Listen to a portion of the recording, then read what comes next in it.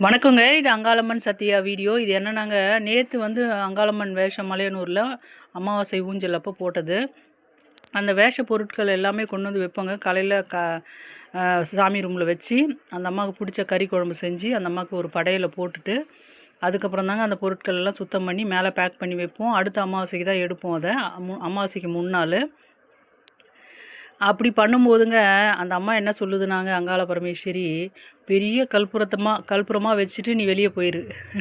நான் மனதார திருப்தியாக சாப்பிட்டுக்கிறேன். இது மணப்பாக்கம் கன்னியம்மன் கோயிலில் கொடுத்தாங்கங்க. இன்றைக்கி படைக்கும்போது ஒரு சின்ன கற்பூரமாக வச்சுட்டேன். அப்போ நான் சீக்கிரம் சாப்பிட்டு போகணுன்னு சொல்கிறியா அப்படின்ற மாதிரி அந்த அம்மா எனக்கு மனசுக்குள்ளே கேட்குது. அங்காள பரமேஸ்வரி அந்த அம்மா சும்மா ஏதோ ஒரு சும்மா ஒரு வேஷ பொருள் தானே இதில் நினைக்கிறோங்க. இதில் அந்த அம்மாவே வாசம் பண்ணுறதா நாங்கள் நினைக்கிறோம்.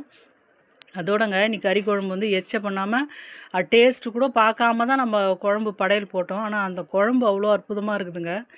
அந்த அம்மாவுக்கு ஏற்ற மாதிரி உப்பு காரம் எல்லாமே கரெக்டாக அவ்வளோ டேஸ்ட்டாக அப்படி இருந்தது.